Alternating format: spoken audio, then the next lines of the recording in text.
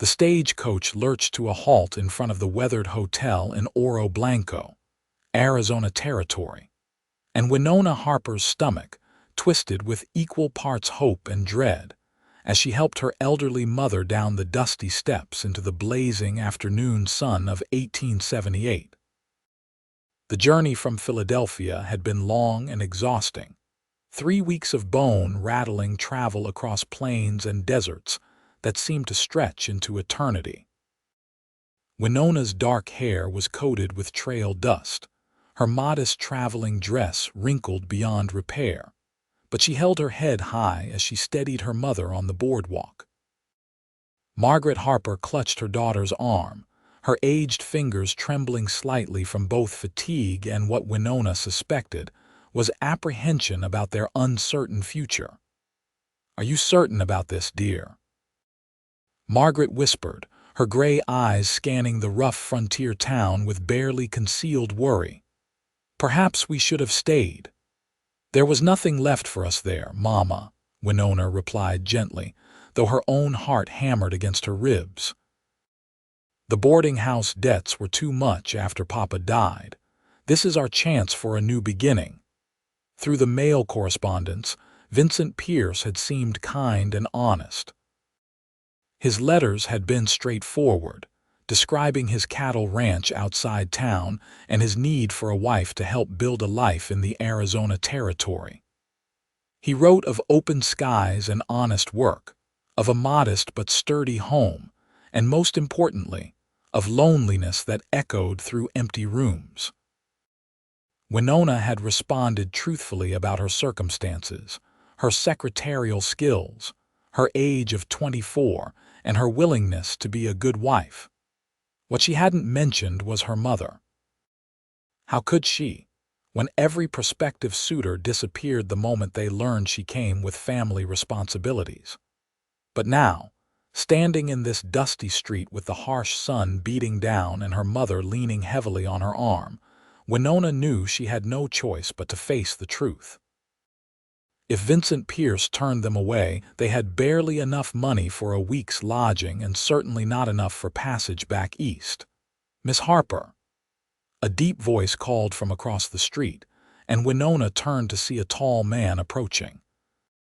He was perhaps 28 or 30, with sun-weathered skin and dark hair that curled slightly at his collar. He wore dusty work clothes, a worn leather vest, and boots that had seen years of hard use.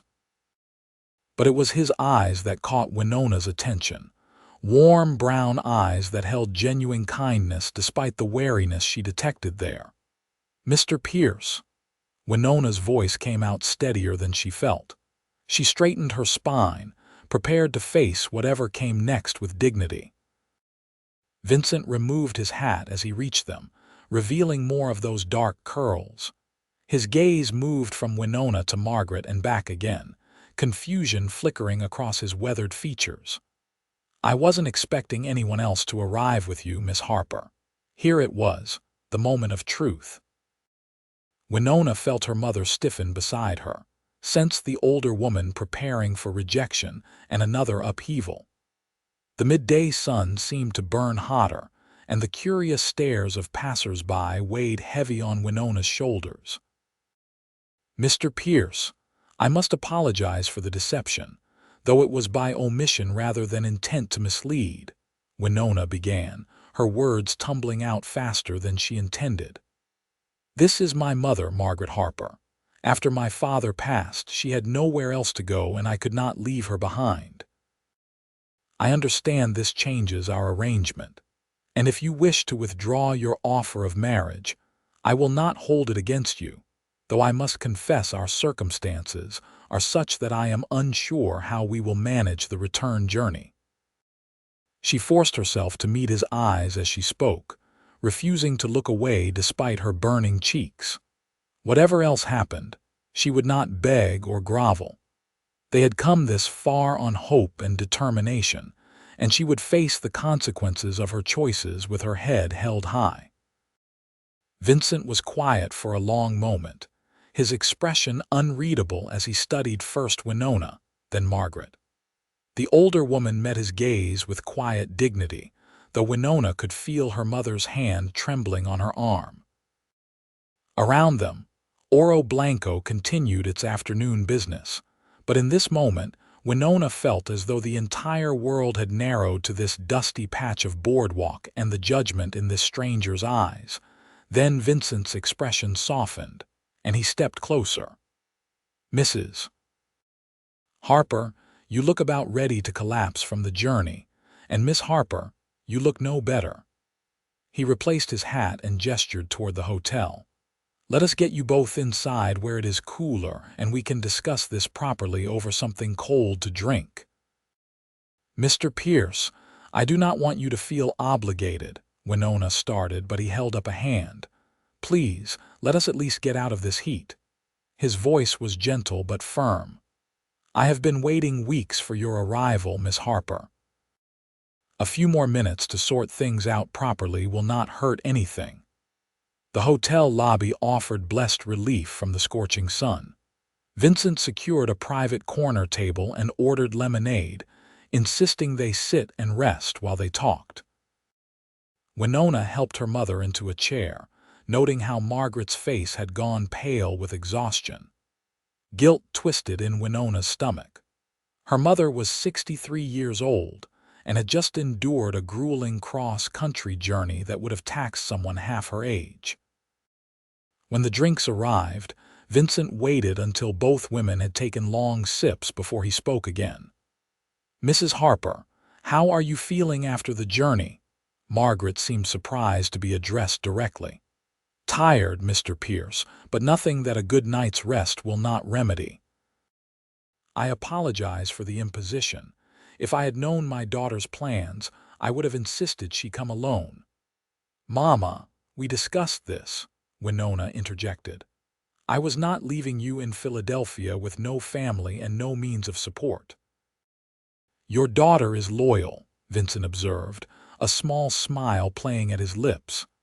"That speaks well of her character, though I admit I wish I had known of this before you made such a long journey." Winona set down her glass with deliberate care. "I understand, Mr. Pierce. I took a calculated risk in not mentioning my mother in our correspondence. I knew that most men would not be interested in taking on the responsibility of an elderly dependent along with a wife. But I also knew that leaving her behind was not an option I could live with. If you wish to end our arrangement here and now, I will understand completely. Perhaps there is work I could find in town to earn enough for our passage back east." "And what would you have returned to in Philadelphia?" Vincent asked, his tone curious rather than judgmental. "Debts and a room in a boarding house we could no longer afford," Winona admitted.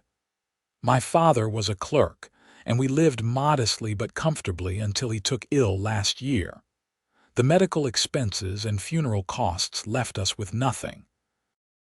I had been working as a secretary, but my wages were not enough to support both of us and pay down what we owed. When I learned the landlord was preparing to evict us, I began corresponding with gentlemen seeking wives through the matrimonial advertisements." Vincent nodded slowly, turning his glass in his hands. "My ranch is about 5 miles outside town. It is not large, maybe 300 acres with about 200 head of cattle. I have a decent house, built it myself 3 years ago. 4 rooms, a good well, a vegetable garden that I have been neglecting because I have no talent for such things. I came west after the war, looking for a fresh start like so many others." He paused, taking a drink before continuing. "I have been alone out there for 3 years now, and I will not lie to you, Miss Harper. It gets lonely. I am not a man who needs much, but I found myself wanting someone to share the work and the life with, someone to talk to in the evenings, someone to build something with." Winona listened, trying to read between his carefully chosen words. Was he preparing to let them down gently? She could not quite tell. "I had pictured a wife, yes, but I confess I had not thought much beyond that," Vincent admitted. "The house has space." There is a spare room that I have been using for storage mostly. The work is hard but honest. I make enough to live comfortably, though not lavishly." Margaret spoke up, her voice quiet but steady. "Mr. Pierce, I do not wish to be a burden. I may be old, but I am not useless. I can cook, keep house, tend a garden, and mend clothes. I would earn my keep." Vincent's gaze shifted to the older woman, and something in his expression softened further. "Mrs. Harper, I lost my own mother when I was 16, just before the war started. She worked herself to the bone trying to keep our family farm going after my father died. I watched her grow old before her time, watched her hands become twisted with rheumatism, watched her struggle to do tasks that had once been easy. When she passed, one of my greatest regrets was that I had not been able to give her an easier life in her final years." He set his glass down and looked between both women. "I will not lie and say this does not change things, because it does, but perhaps not in the way you fear. Miss Harper, you were honest with me just now about why you came west and why you brought your mother. That honesty means something. And Mrs. Harper, the offer to earn your keep is noted, but what I am thinking is this. You have both come a long way on hope and courage. The least I can do is give this arrangement a fair chance." Winona's heart leaped, but she forced herself to stay calm. "What exactly are you proposing, Mr. Pierce?" "I am proposing that we proceed as originally planned, with the understanding that your mother comes as part of the arrangement," Vincent said steadily. "We will marry as we agreed, and Mrs. Harper will live with us at the ranch. I will care for you both, as a husband and a son should. In return, you will both contribute to the household as you are able." Just like that, Winona could hardly believe what she was hearing. "You are willing to take on responsibility for both of us." Vincent met her eyes, and she saw sincerity there that made her breath catch. "Miss Harper, out here in the territory, we have a saying. You do not turn away people who need help. Life is hard enough without making it harder for folks who are just trying to survive. Besides," he added with a slight smile, "it occurs to me that having an experienced woman around to teach you the ways of running a ranch household might make the transition easier for all of us. No offense intended, but I am guessing you do not have much experience with cattle ranching or desert living." Despite the tension, Winona felt a surprised laugh escape. "No, Mr. Pierce, I cannot say that I do.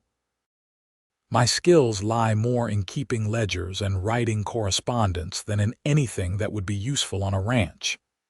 "Then we will all learn together," Vincent said firmly, "but I think we should proceed with caution and sense.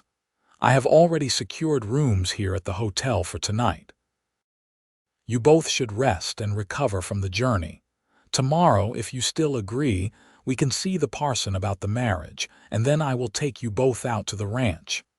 Margaret reached across the table and placed her weathered hand over Vincent's. "Mr. Pierce, you are a good man. Thank you for not turning us away." Vincent looked slightly embarrassed by the gratitude. "No thanks needed, Mrs. Harper. Now, let me help you both get settled in your rooms.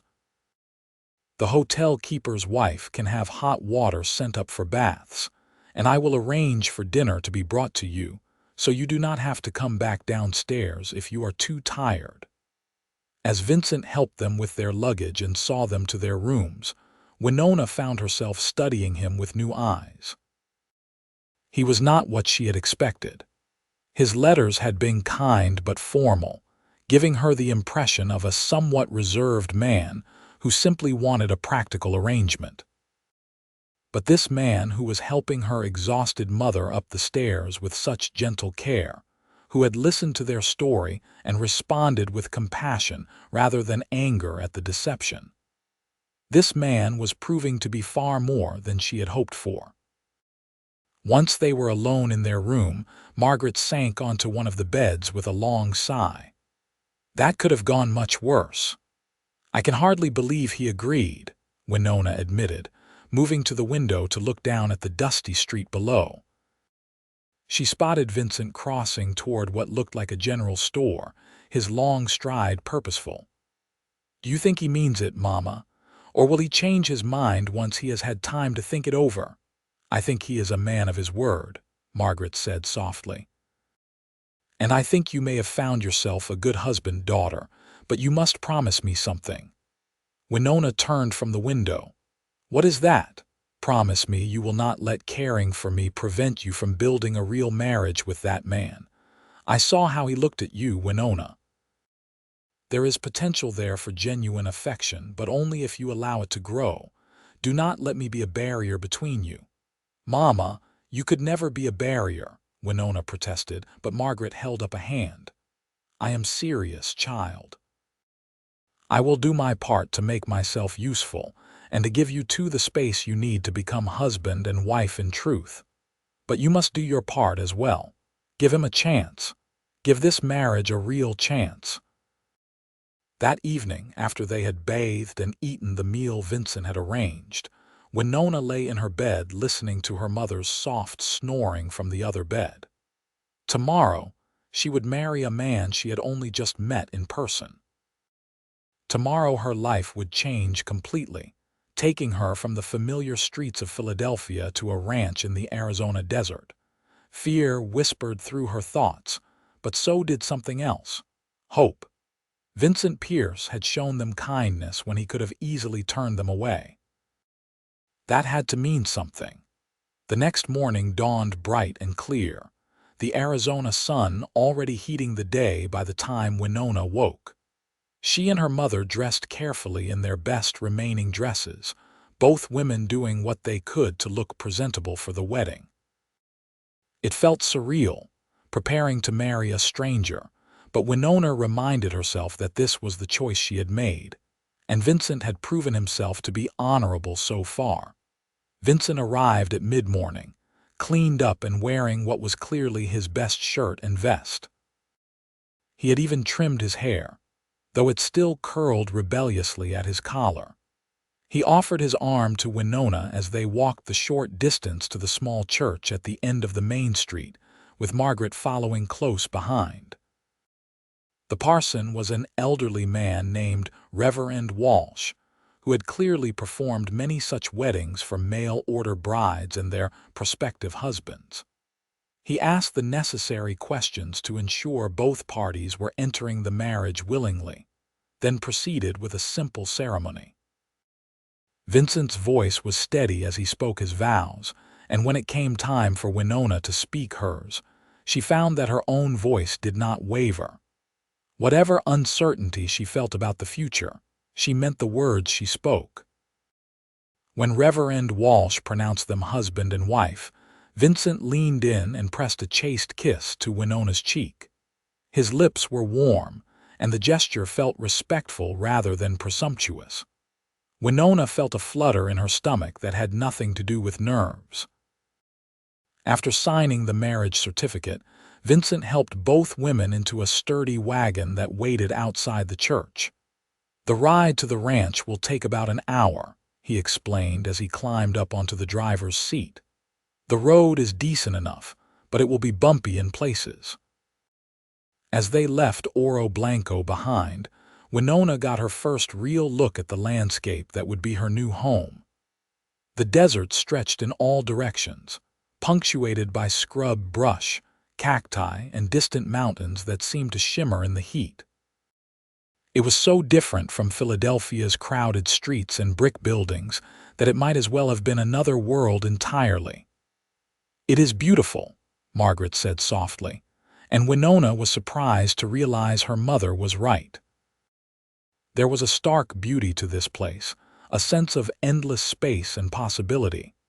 "It grows on you," Vincent said over his shoulder. "At first, I thought it was the most desolate place I had ever seen. Now I cannot imagine living anywhere else. There is a freedom here that you do not find back east." The ranch, when it came into view, was modest but well maintained. The house was indeed sturdy, built of adobe with a covered porch that wrapped around two sides. A barn stood nearby, along with several outbuildings and a network of corrals. In the distance, Winona could see cattle grazing across rolling hills dotted with mesquite and palo verde trees. Vincent helped them down from the wagon and led them inside. The interior was neat but sparse, clearly the home of a bachelor who spent most of his time working outdoors. The main room served as both kitchen and living area, with a large fireplace at one end and a sturdy table with chairs near the kitchen area. 2 doorways led to what Winona assumed were the bedrooms Vincent had mentioned. "This will be our room," Vincent said, gesturing to the larger of the 2 bedrooms. Winona peeked inside to see a simple room with a large bed, a dresser, and a washstand. "Mrs. Harper, the other bedroom is yours. It is smaller, but it has a good window and should be comfortable. I will need to move some of the storage items I have been keeping in there, but that will not take long." "Mr. Pierce, you do not need to go to any trouble," Margaret started, but Vincent shook his head. "It is no trouble, and please, both of you should call me Vincent. We are family now." He smiled, and Winona felt that flutter in her stomach again. "Let me show you the rest of the place, and then I will get your things from the wagon." The tour was quick but thorough. Behind the house was the garden Vincent had mentioned, currently containing only a few struggling plants. A chicken coop housed about a dozen hens. The well was indeed good, with a hand pump that brought up clean, cold water.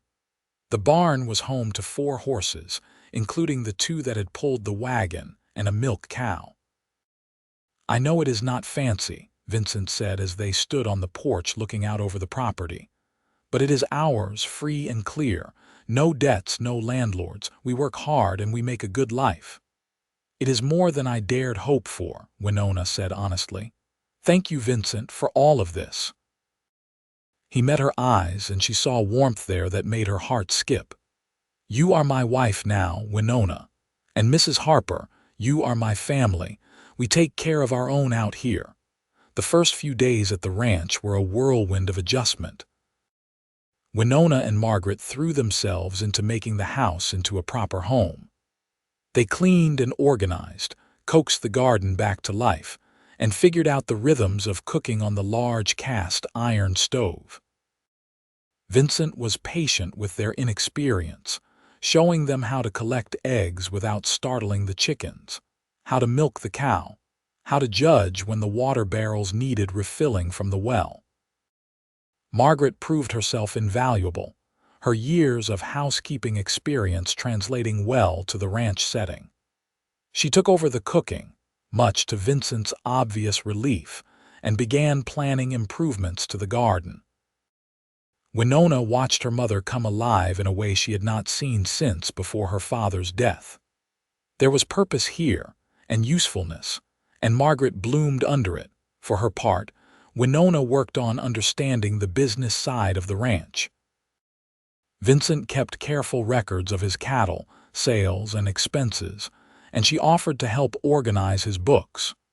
He accepted gratefully, admitting that paperwork was not his strength. In the evenings, they would sit at the table together, Winona helping him make sense of figures while Margaret mended clothes or worked on some other task. It was domestic and peaceful, and Winona found herself settling into the routine more easily than she had expected. The only awkwardness came at night, when she and Vincent retired to their shared bedroom. He had been a perfect gentleman, sleeping on top of the covers while she slept beneath them, maintaining a careful distance. They had barely touched since that chaste kiss at their wedding, and while Winona appreciated his consideration, she also found herself growing curious about her husband. He was handsome, she had to admit, in a rough-hewn way. His hands were calloused from hard work, his skin bronzed from hours in the sun. She had caught him watching her sometimes with an expression she could not quite read, and she wondered what he was thinking. Did he regret taking on a wife and mother-in-law? Did he wish things were different? About a week after their arrival, Winona woke early to find Vincent's side of the bed already empty. She rose and dressed, finding her mother already up and preparing breakfast. "He is out checking on the cattle," Margaret said, answering Winona's unspoken question. "He said he would be back by mid-morning." "Winona, dear, you look troubled. Is everything all right?" Winona poured herself coffee and sat at the table. "I do not know, Mama. Vincent has been so kind, so generous with both of us. But sometimes I wonder if he feels trapped by this arrangement. He certainly did not bargain for a wife who came with a mother-in-law." "Have you tried talking to him about it?" Margaret asked gently. "What would I say? Thank you for marrying me even though I deceived you about my circumstances." Winona shook her head. "I feel like I am waiting for the other shoe to drop, for him to regret his decision." Margaret came over and placed a hand on her daughter's shoulder. "Or perhaps you are the one who is afraid to let yourself care for him in case it does not work out, afraid to be vulnerable." Before Winona could respond, they heard the sound of a horse approaching. Vincent came through the door moments later, his face tight with concern. "We have a problem," he said without preamble.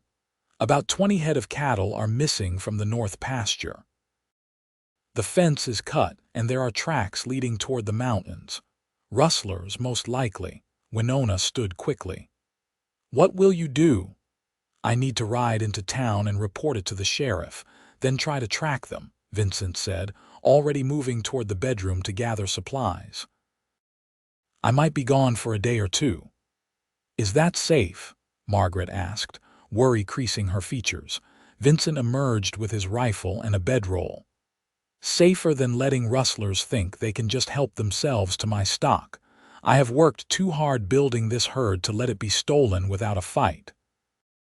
He paused, looking at both women. "Will you two be all right here alone?" "We will be fine," Winona said with more confidence than she felt. "Is there anything we should know? Anything we should do while you are gone?"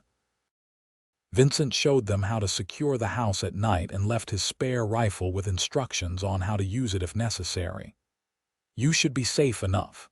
The house is sturdy, and rustlers are usually only interested in cattle, not homesteads. But I want you to be prepared just in case." As he prepared to leave, Winona followed him out to the porch. "Vincent, please be careful." He turned to look at her, and something in his expression made her breath catch. "I will be careful. I have something to come back to now." He reached out and tucked a stray curl behind her ear, his touch gentle. "Take care of yourself and your mother while I am gone." Then he was mounted and riding away, leaving Winona standing on the porch with her heart racing from that brief touch and the warmth in his eyes. The next 2 days passed slowly. Winona and Margaret kept busy with the ranch chores, but worry hung over them like a cloud. What if Vincent was hurt tracking the rustlers? What if he did not come back? Winona tried not to let her imagination run wild, but it was difficult. On the evening of the second day, as the sun was setting in a blaze of orange and red, they heard a horse approaching. Winona rushed to the window, relief flooding through her when she saw Vincent riding up to the house. He looked exhausted, dusty, and worn, but he was whole and unhurt. "We got most of them back," he said as he dismounted. "Sheriff and I tracked them to a canyon about 15 miles north. The rustlers scattered when they saw we had them outnumbered. We recovered 18 head." Margaret had hot food ready within minutes, and Vincent ate gratefully while he told them the full story.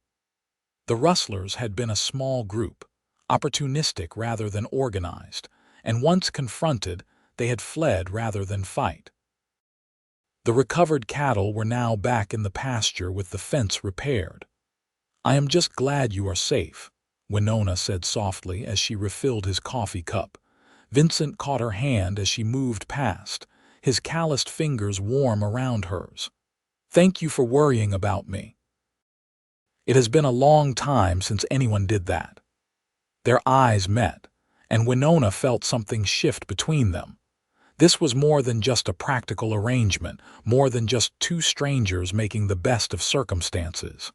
This was the beginning of something real. That night, for the first time since their wedding, Vincent reached for Winona in the darkness. His kiss was tentative at first, as though he was unsure of his welcome, but she responded eagerly.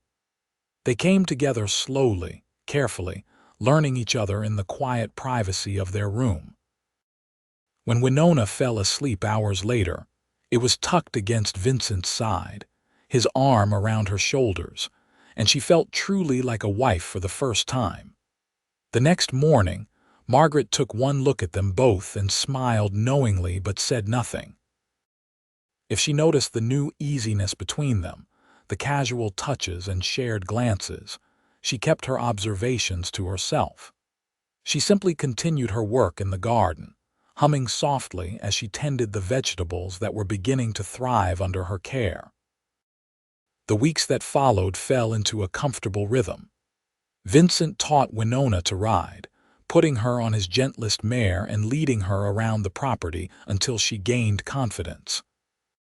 She learned to recognize the different cattle, to spot signs of sickness or injury, to understand the daily rhythms of ranch life. Her hands developed calluses, her skin bronzed from the sun, and her body grew stronger from the physical work. Margaret continued to flourish, her health actually improving in the dry desert air. She transformed the neglected garden into a productive source of vegetables, taught Vincent to appreciate properly seasoned meals, and kept the house spotless. In the evenings, she would often excuse herself early, giving Vincent and Winona time alone together. During these evening hours, the connection between husband and wife deepened. They would sit on the porch watching the sunset paint the sky in brilliant colors, talking about their days, their pasts, their hopes for the future. Vincent spoke of his childhood in Missouri, of the farm his family had lost, of the war years he tried hard to forget.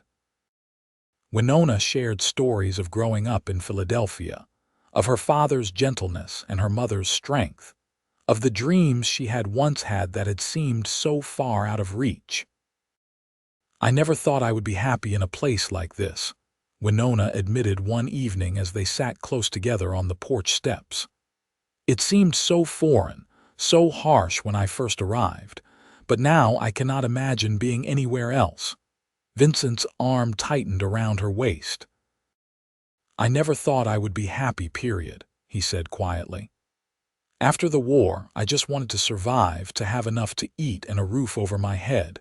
Building something seemed impossible. But then I found this land and I started to hope again.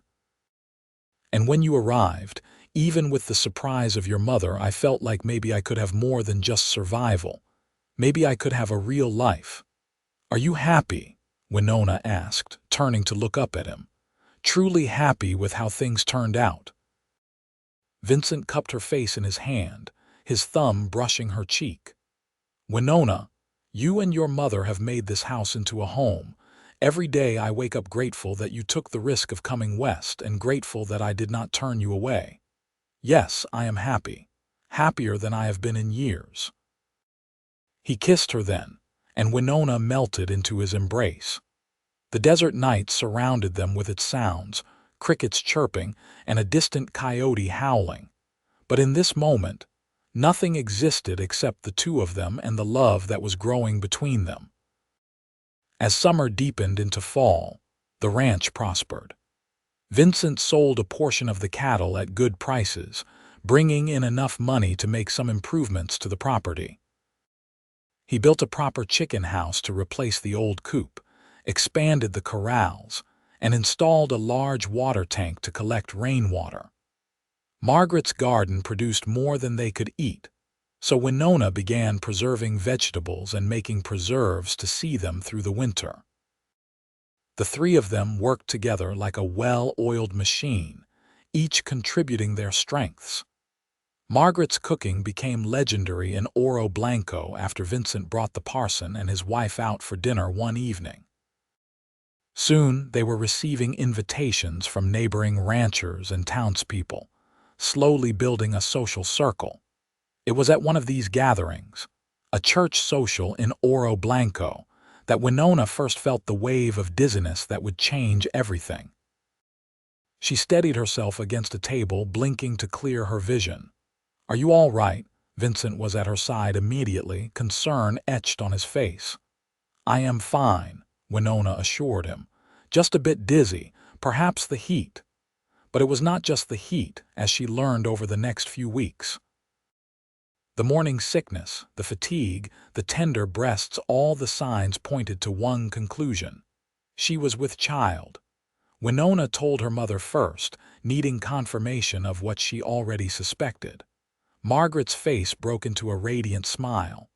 "Oh, my dear girl, this is wonderful news." "How do you think Vincent will take it?" "I do not know," Winona admitted. "We have never discussed children. What if he is not ready?" "Then he will get ready quickly," Margaret said practically. "But I suspect he will be thrilled. I see how he looks at you, Winona. That man loves you deeply." That evening, after Margaret had retired to her room, Winona sat Vincent down at the kitchen table. Her hands were shaking slightly as she took his in hers. "I have something to tell you," she began, her heart pounding. "I am with child. The baby should come sometime in early spring."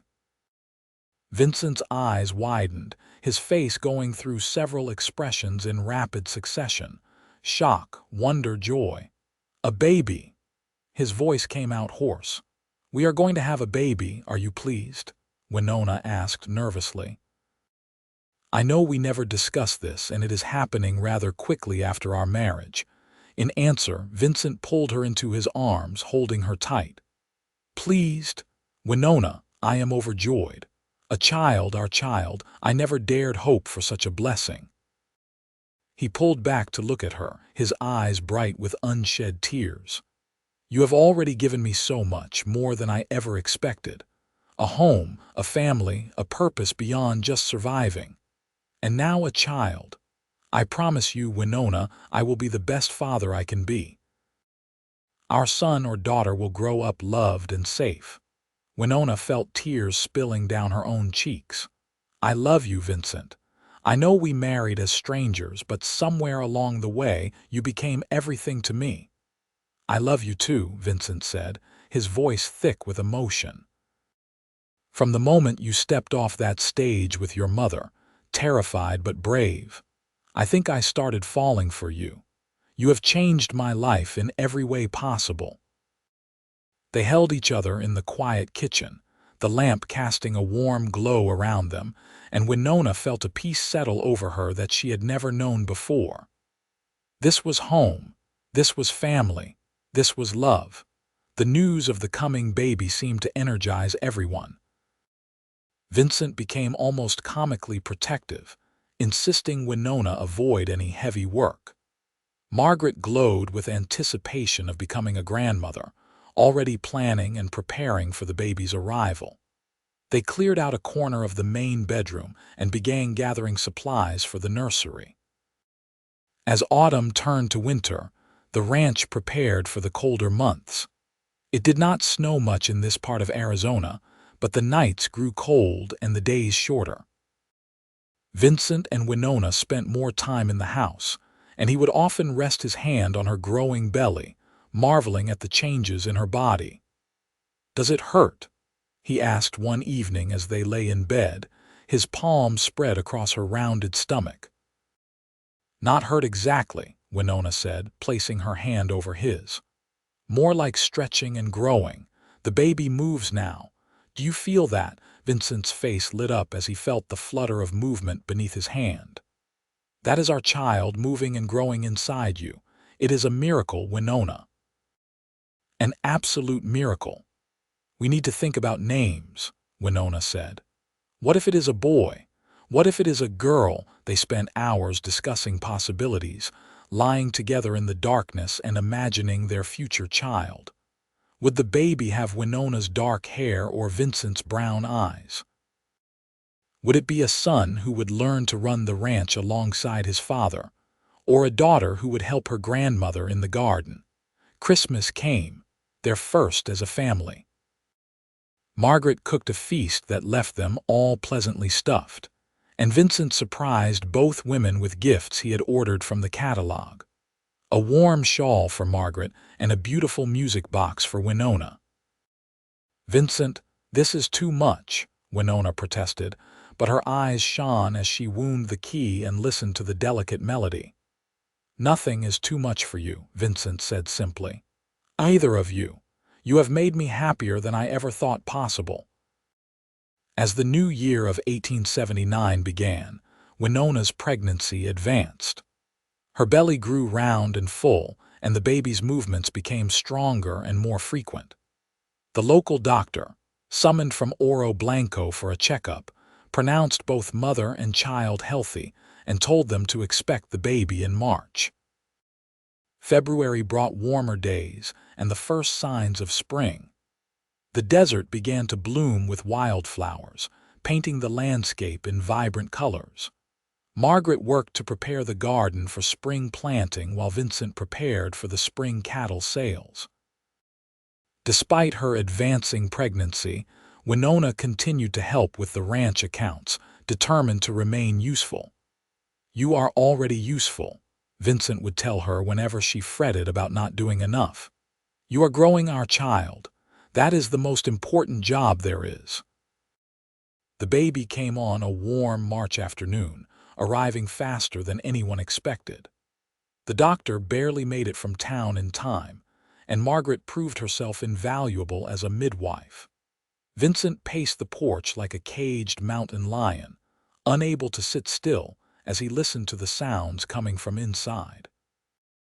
When the baby's first cry rang out, Vincent burst through the door despite Margaret's protests about propriety. He found Winona propped up in bed, exhausted but glowing, holding a tiny bundle wrapped in soft blankets. "A son," she said, her voice tired but happy. "We have a son, Vincent." Vincent approached almost reverently, looking down at the tiny red face peeking out from the blankets. The baby had a shock of dark hair and was making angry little squeaking sounds, his tiny fists waving. "He is perfect," Vincent breathed. "Absolutely perfect." They named him William, after Winona's father, with Vincent's surname of Pierce. William Harper Pierce came into the world healthy and strong, with a set of lungs that kept the entire household awake for the first several weeks. Vincent proved to be a devoted father, often walking the floor with William in the middle of the night, singing soft songs to soothe him. Winona would wake to find her husband sitting in the rocking chair they had placed in their room, the baby cradled against his chest, both of them dozing peacefully. Margaret, for her part, was a doting grandmother. She would take William for hours at a time, freeing Winona to rest or to help Vincent with ranch work. The older woman seemed to have found a new lease on life with the baby's arrival, her face always lighting up when she held her grandson. As spring turned to summer, William grew and thrived. He was an easy baby, quick to smile and curious about everything around him. Vincent would take him out to see the horses, holding him carefully while pointing out different animals and talking to him as though he could understand every word. "You are going to spoil him," Winona teased one afternoon, watching Vincent show their 6-month-old son how to pet one of the horses. "That is what fathers are for," Vincent replied, grinning. "Besides, it is never too early to learn about ranch life." The ranch continued to prosper. With the extra money from cattle sales, Vincent was able to hire occasional help for the heavy work, allowing him more time with his growing family. He expanded the house, adding a proper room for William and enlarging the main living area. Margaret's garden flourished, providing enough produce to sell some in town along with the ranch eggs. Life fell into a rhythm that was both busy and deeply satisfying. Winona found herself completely at home in this life she had once viewed with such trepidation. The Arizona desert that had seemed so foreign now felt like the only place she could imagine living. The ranch that had once been just Vincent's was now truly theirs, a joint venture built on hard work, mutual respect, and growing love. As William's first birthday approached, Winona realized she was pregnant again. This time there was no anxiety, only joy. She told Vincent on a quiet evening as they sat on the porch watching William toddle around the yard under Margaret's watchful eye. Another baby. Vincent's face split into a huge grin. "Winona, you have made me the happiest man alive. Again." "I hope you are not disappointed if it is another boy," Winona said. "Or if it is a girl, I hope you will be happy regardless." Vincent pulled her close, kissing her soundly. "I will be thrilled no matter what. A house full of children sounds perfect to me. This ranch will be their inheritance, a place for them to grow and thrive." The second baby, a daughter they named Clara, arrived the following spring of 1880. She was smaller and quieter than William had been, with Winona's dark hair and Vincent's brown eyes. Margaret declared her the most beautiful baby she had ever seen, and Vincent was completely smitten with his tiny daughter. Watching Vincent with Clara, Winona often thought back to that day when she had stepped off the stagecoach in Oro Blanco, terrified and uncertain. She had been prepared for rejection, for disappointment, for the hard reality of a loveless marriage of convenience. Instead, she had found a man who had looked at her and her elderly mother and said without hesitation that he would care for them both, and he had kept that promise in every way possible. He had given them a home, security, and most importantly, love. He had made Margaret feel valued and needed rather than burdensome.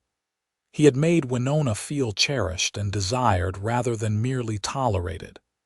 He had built a family from what had started as a desperate arrangement, and he had done it with patience, kindness, and genuine care.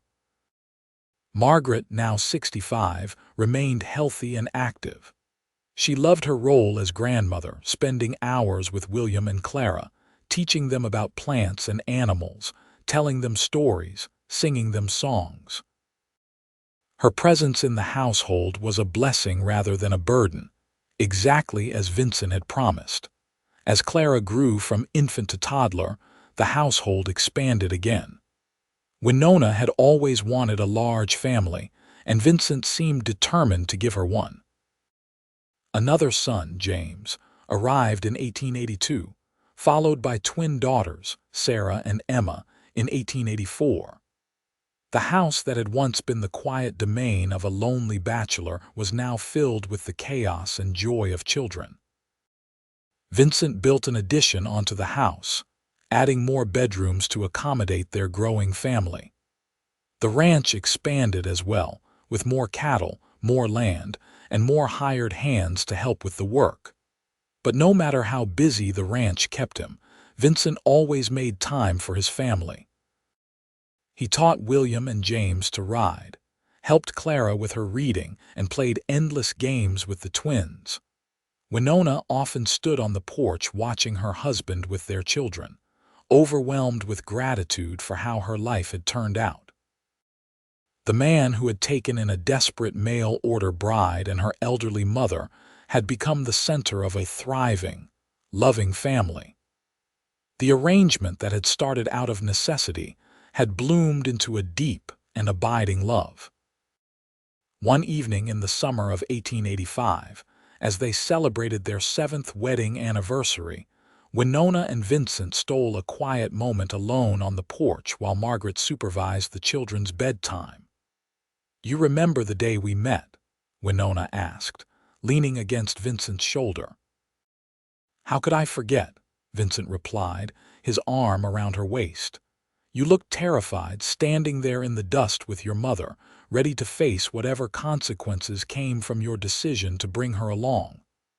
"I thought you would send us away," Winona admitted. "I had prepared myself for rejection, for having to figure out how to survive in a strange town with no resources." I cannot imagine having made any other choice, Vincent said. Yes, it surprised me, but I looked at you both and I saw courage and loyalty and strength. How could I turn that away? And I am so glad I did not. You have given me everything, Winona. A home, a family, a reason to wake up every morning grateful for another day. You gave us that too, Winona said softly. You gave my mother dignity and purpose when she thought her useful years were behind her. You gave me love when I thought I would have to settle for mere security. You gave us both a home and a family. I love you, Vincent Pierce, more than I could ever express in words. Vincent turned her to face him, his hands gentle on her shoulders. I love you too, Winona Pierce. You are the best decision I ever made, the best thing that ever happened to me. Every day with you is a gift. They kissed as the desert sunset painted the sky in brilliant shades of orange and red, the sounds of their children's laughter drifting through the open windows behind them. This was happiness, Winona thought.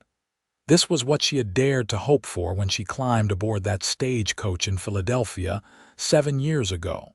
Margaret lived to see all of her grandchildren grow. She passed away peacefully in her sleep in the winter of 1890, at the age of 72. She had spent the last 12 years of her life surrounded by love and family, useful and cherished until the very end. They buried her in the small cemetery outside Oro Blanco, and the entire community turned out to pay their respects to a woman who had become beloved for her kindness and her wisdom. Winona grieved her mother deeply, but she took comfort in knowing that Margaret's final years had been happy ones.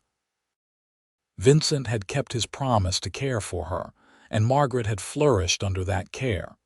It was a gift Winona would never forget. As the 1890s progressed, the Pierce family continued to thrive.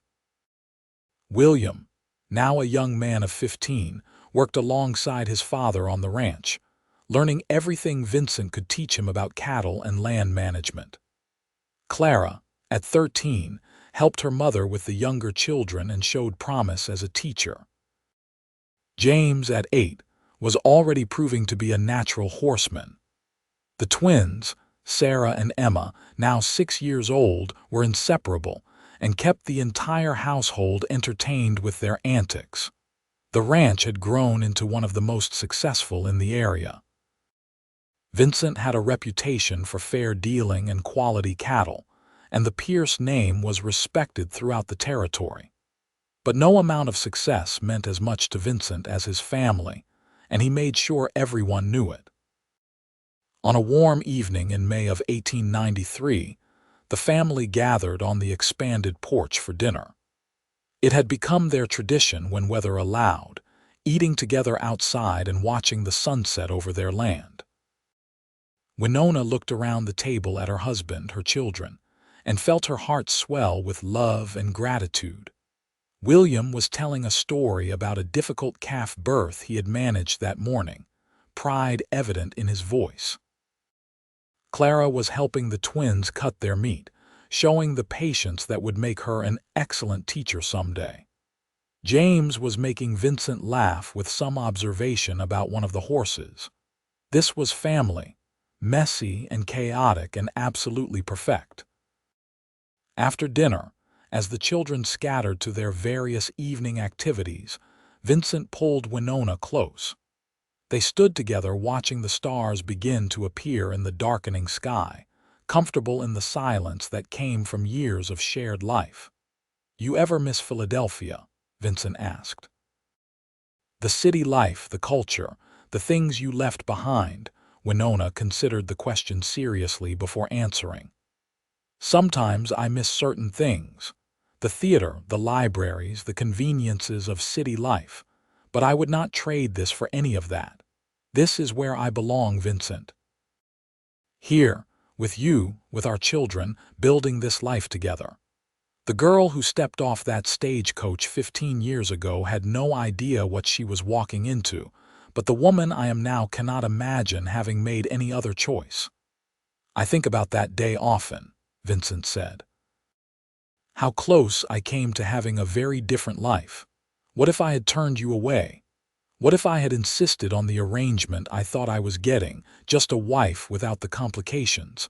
I would have missed out on everything that matters." "You did not, though," Winona pointed out. "You made the choice to open your heart and your home, and it changed all of our lives for the better. My mother died happy because of that choice. Our children exist because of that choice. I found love because of that choice." "We found love," Vincent corrected. "Because you were brave enough to take a risk, to travel across the country for a chance at a better life. Your courage made all of this possible." They stood together in the gathering darkness, the sounds of their children's voices a pleasant backdrop to the evening. In the distance, cattle lowed softly.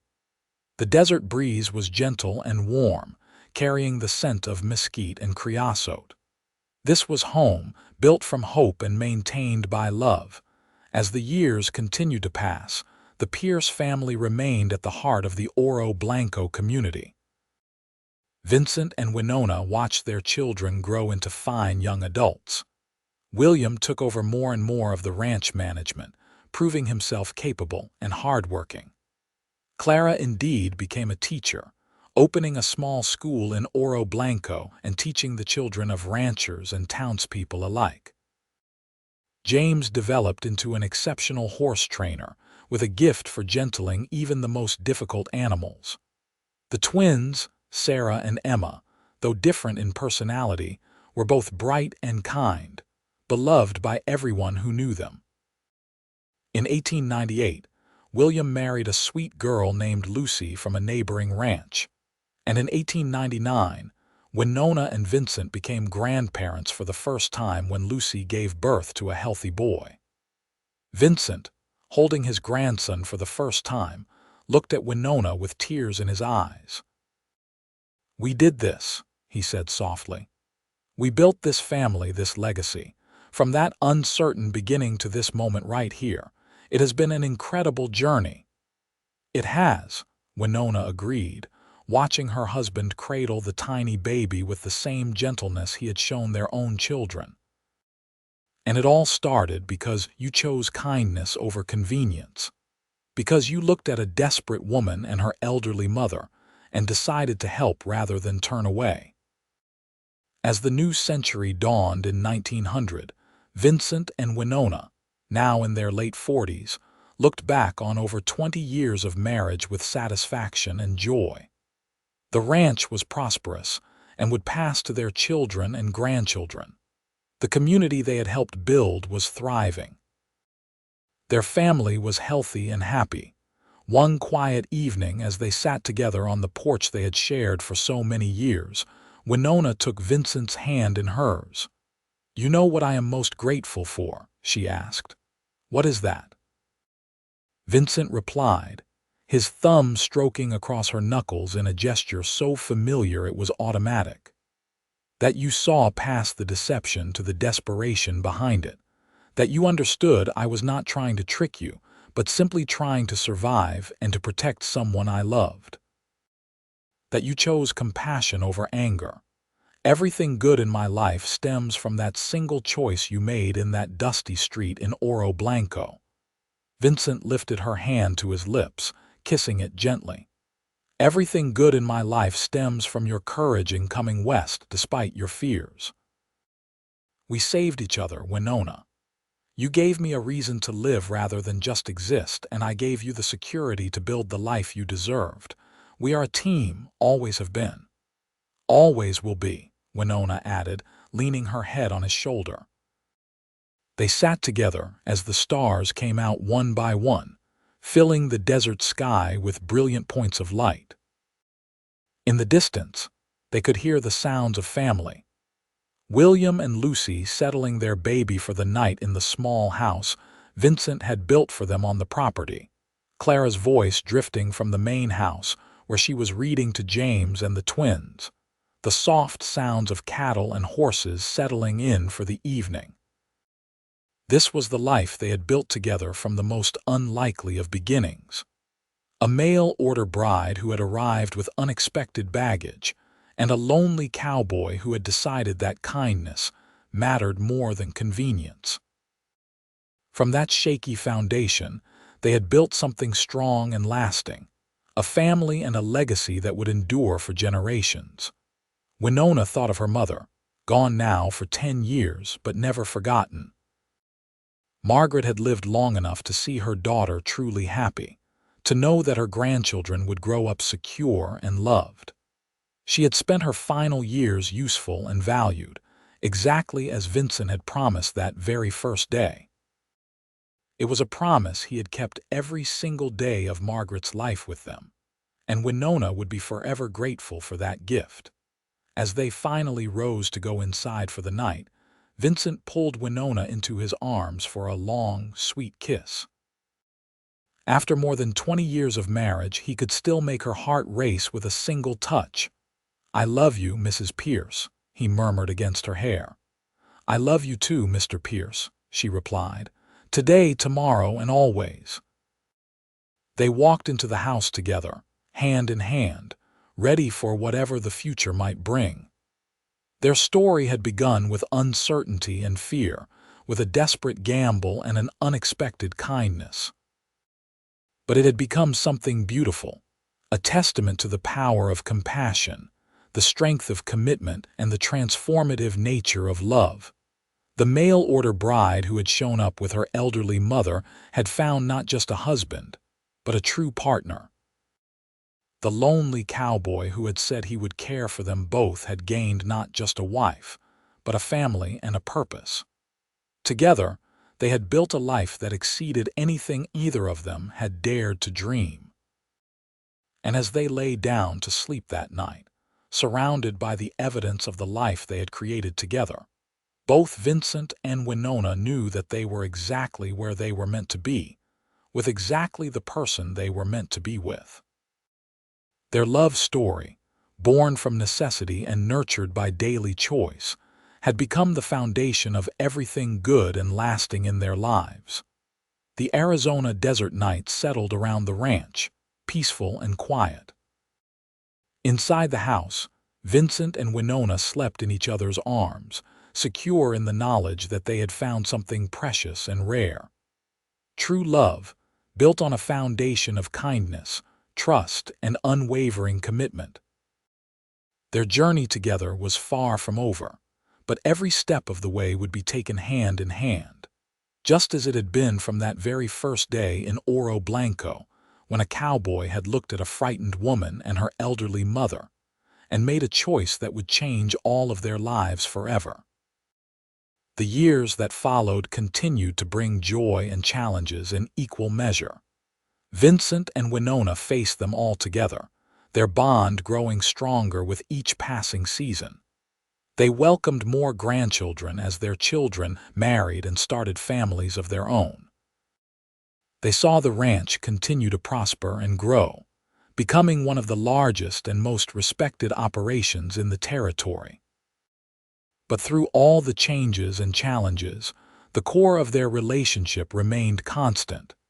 The deep love and respect they had for each other, born from that initial act of kindness, and nurtured through thousands of small moments of consideration, support, and affection. As they grew older together, their love only deepened.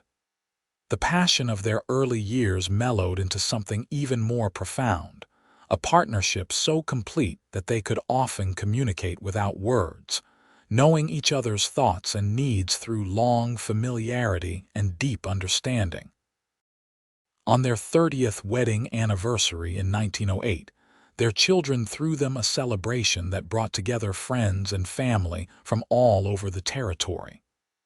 As Winona and Vincent stood together, surrounded by the evidence of the life they had built, both felt overwhelmed with gratitude. 30 years, Winona said, shaking her head in wonder. It feels like both a lifetime and no time at all.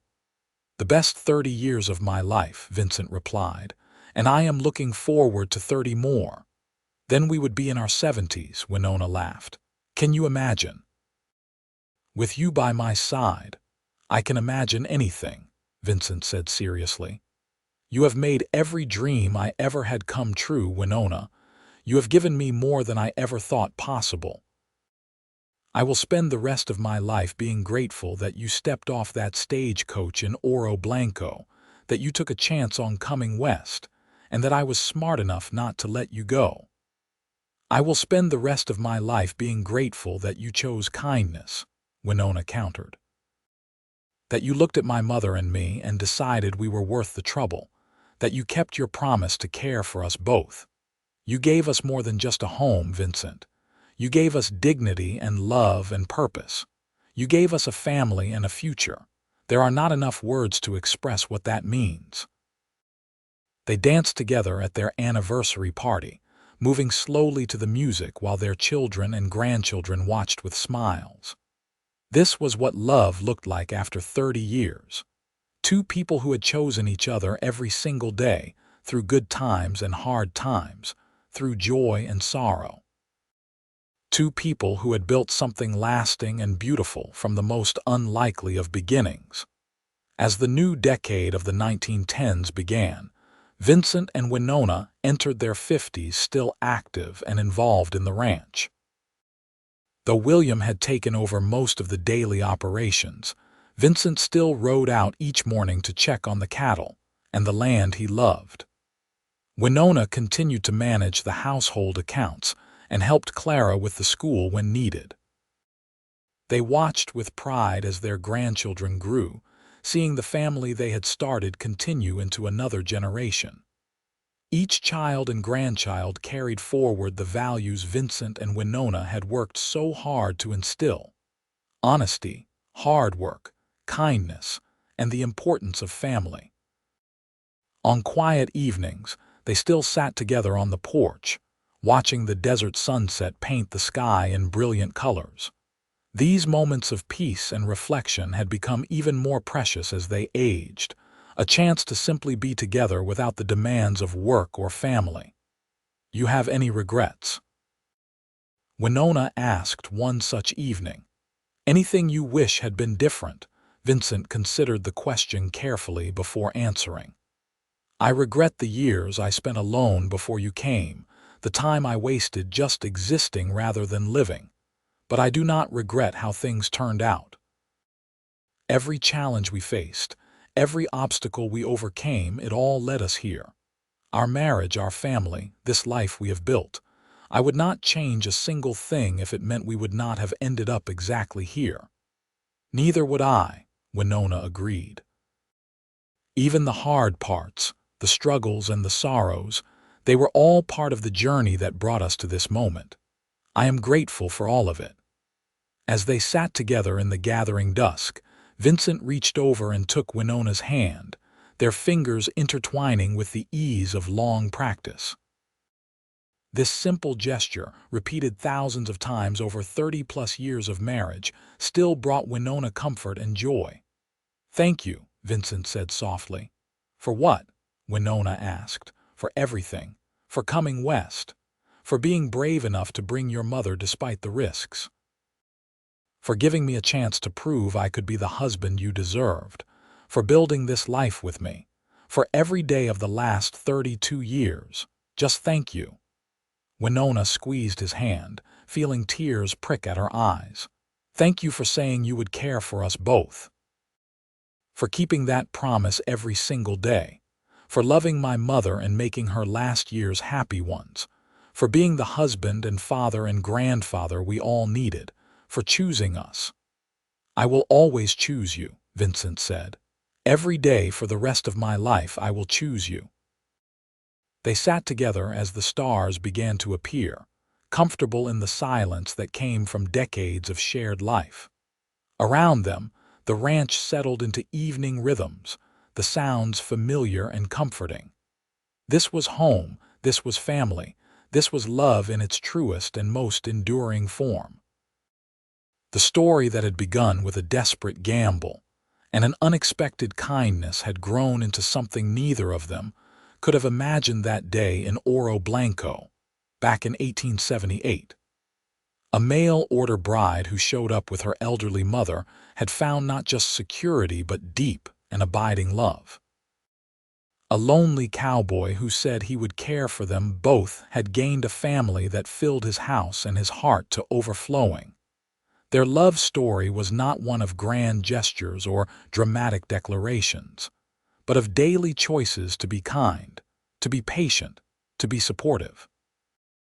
It was a story of two people who built something beautiful from humble beginnings, who faced life's challenges hand in hand, who created a legacy of love that would endure for generations to come. As Vincent and Winona finally rose to go inside for the night, they walked hand in hand, just as they had done for over 3 decades. Tomorrow would bring new joys and challenges, but they would face them together, as they had always done. Their love, forged in the Arizona desert and strengthened by years of partnership, would continue to be the foundation of everything good in their lives. The mail-order bride and the cowboy who had taken a chance on each other had found something precious and rare. A love that lasted, a partnership that strengthened over time, and a family that would carry their legacy forward into the future. It was everything they had hoped for, and more than they had dared to dream. All because one man had chosen kindness, and one woman had chosen courage. And together, they had built something beautiful that would endure long after they were gone.